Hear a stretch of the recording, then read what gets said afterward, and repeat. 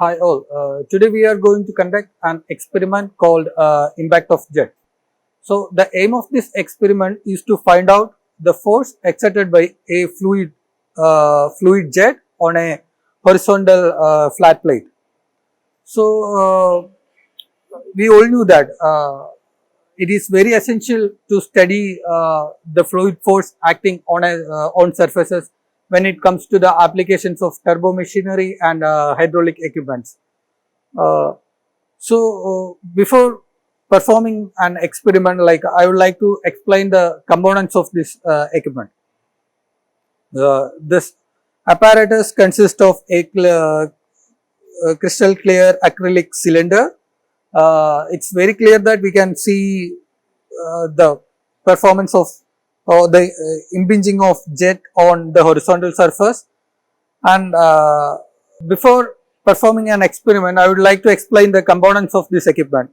This equipment consists of a crystal clear acrylic cylinder.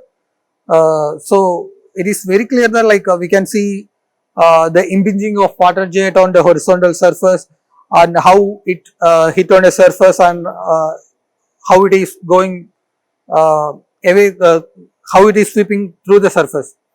And there is a nozzle attached to the bottom of the cylinder through which we will pass the fluid and it acts as a jet. And there is a horizontal surface, and to the surface we have attached a stem, and in that stem we have a weighing pan. This weighing pan is used to add proper amount of masses in order to counterbalance the fluid force. And here we have an equipment. We have an equipment called a rotameter. So this rotameter will measure the particular flow rate that is passing through that is coming through the jet, and we have a inlet control valve. So for the particular opening of this inlet control valve, we will be getting the sufficient. We will be getting the exact flow rate. So this orange color is called the rotameter, and this rotameter, the top head of the rotameter will give the corresponding flow rate. So this flow rate is measured on liter per hour. So now let us start with the experiment. Now I am going to switch on the pump. Then after switching on the pump, I am going to slowly increase the flow rate by adjusting the inlet valve.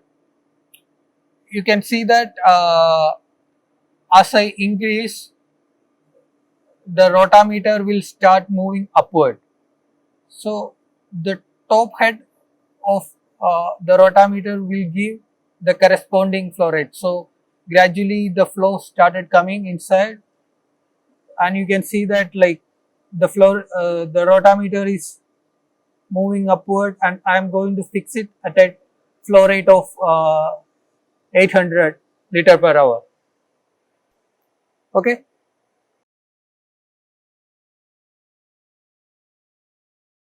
And now you can see that the water is coming through the jet and it is hitting on the top surface of the flat plate. It is hitting on the flat plate and it pushed the flat plate upward.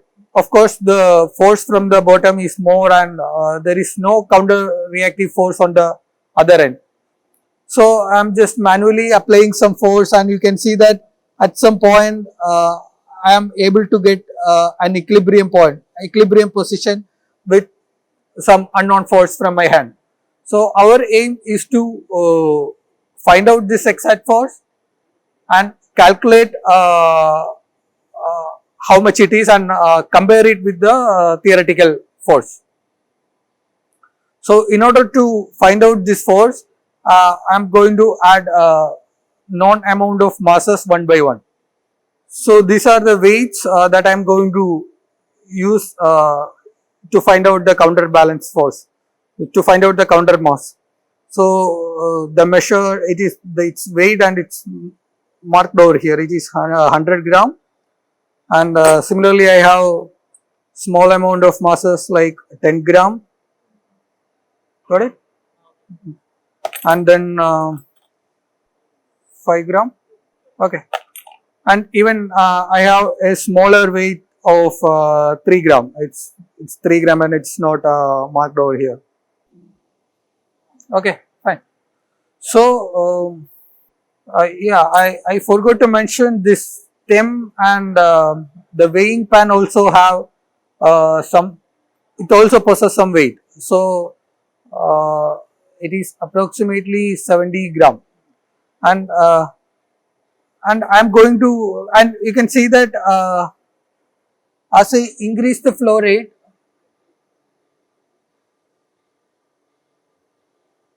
no need to focus, okay.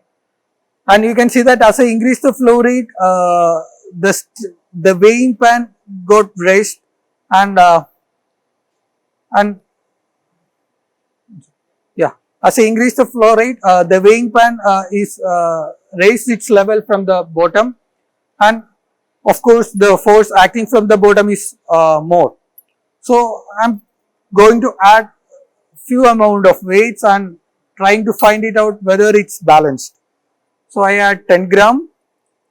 Now I am going to add another 5 gram. So total 15 gram is added, and I'm trying to find it out whether it is attained an equilibrium. And you can see that it's still raising up. That means the water from the bottom is more. And I'm going to add another 10 gram of weight, and as I rotate, you can see that it's still moving up and it's not quick as earlier. So I'll be adding the 3 gram with small amount of mass, and with that you can see that it's going down. That means our weight is more. So the counterbalance is somewhere in this range of 15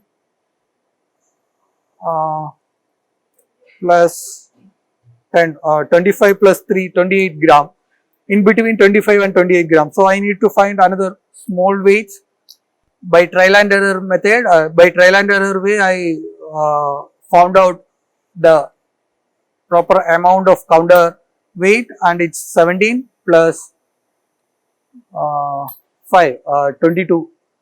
It's around 22 gram, and you can see that with 22 gram amount of force, it's somewhat balanced.